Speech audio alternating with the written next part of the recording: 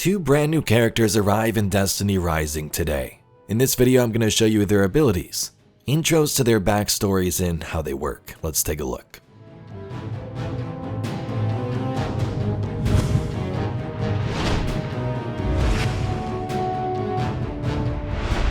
So there's two new light bearers in the game. One of these is a legendary character and one is a mythic. Now of course, unless I'm missing something, the way you get these is from draws. It says the sun's shadow starts on September 11th, which is today, and ends on October 9th at the reset time. During this event, you may be able to acquire the event-exclusive character Estella. So Umeko is the legendary character and Estella is the mythic. Of course, this is the limited draw section, so it includes the currency that is harder to get and one you'll likely have to spend money on. But the point of this video is to show you these characters, maybe give you a preview to decide if you even want to go after them. As always, you can try them out for yourself in the free trial section. Let's first start with the legendary character Umeko. Umeko chooses to place her trust not in humans and fellow light bearers, but in ghosts. She was resurrected in East Asia, and in her past life she was an awoken who left the reef for Earth. She died when her ship was attacked entering Earth's orbit and crashed into the sea off the coast of East Asia. She remained on the island she was resurrected for 20 years and lived a simple life in the countryside. But the fallen warlords and other roving bandits would put an end to that peace. Time and time again, she would be forced to embark on a journey to find a new home. So that is an intro to her story, but let's talk about her abilities, what you're most excited for. Her passive is Shadows Absorbed. When Umeko deals weapon or weapon mastery damage, she absorbs shadow energy based on the damage dealt. Efficiency is increased when using a scout rifle. When combatants inflicted with the Shadow's curse are defeated, Umeko will absorb an additional 15 shadow energy.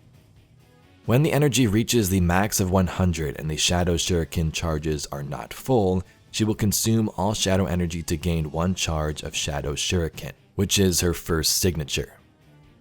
When you're in the second signature Void Step, she will absorb shadow energy with 25% greater efficiency. When it overflows, a portion of it will be converted into recharge for the Void Step signature up to 25% per instance.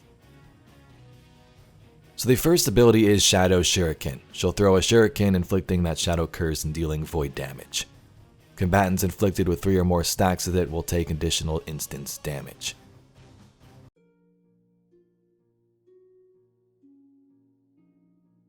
Signature 2 is Void Step. It will dash you forward, entering Void Step state and activating Void Healing, where you go invisible. And the super is Singularity Shuriken. Umeko will throw her super enhanced shuriken, inflicting 4 stack of Shadow's Curse at once and dealing void damage.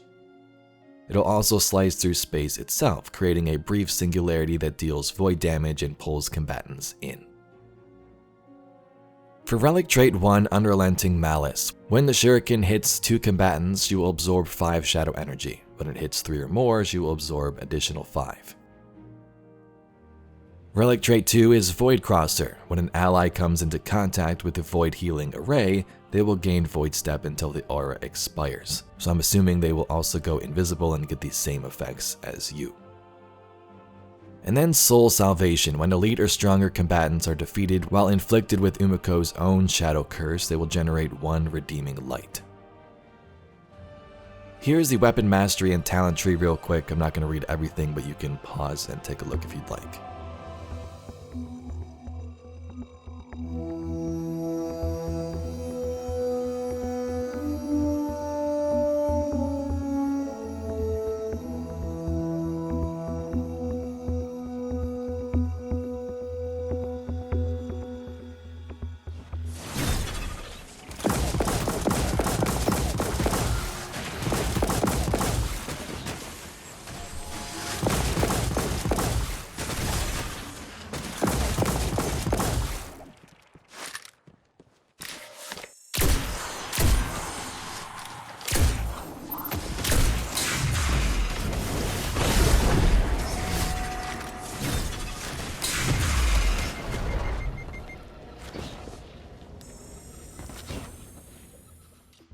So Estella was first revived in Europe, and her ghost's name is Tin Can, which I thought was pretty funny. She was revived carrying an Ahamkara bone, and also part of that wish dragon's consciousness still clinging to the remains connected with her while she was resurrected. This gives her these strange supernatural powers, but also causes her many auditory and visual hallucinations. So she's a cursed wanderer haunted by misfortune, determined to stop her past sorrows from repeating. Her passive is corruption. Attacking combatants with weapons accumulates this corruption up to 10 times per second. Casting Bewitched Illusion consumes corruption. This ability cannot be cast without sufficient energy. The first signature is Misfortune's Guide. She unleashes contaminated energy, dealing damage to hit combatants and inflicting them with misfortune, where targets are marked, making them prioritized by all of Estella's summons. Summons attacks deal an additional 35% damage to marked targets.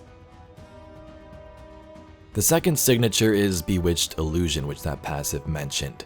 She summons a Bewitched Illusion to join the battlefield and fight combatants on its own. The more corruption she has accumulated, the higher the level of the summoned Bewitched Illusion will be, so it'll go more crazy, attack more enemies. And the super is Violent Reverie. Summons a powerful Violent Reverie to continuously attack combatants by firing a contaminating beam. The first relic trait is Calamitous Pandemic. Combatants affected by Estella's own misfortunes spread misfortune to nearest combatants within a 10-meter radius when they are defeated, dealing 500 solar damage. The second trait is Dream Aid. While Violent Reverie is present, all combatants' misfortune countdowns will be paused, and corruption will be accumulated with 80% more efficiency. And the third relic trait is Focused Fire. When Misfortune's Guide is cast, Bewitched Illusion's Blink will fire 3 breaths of temptation at the target simultaneously. That one is kind of a tongue twister. And then again, here is the Weapon Mastery and Talent tree.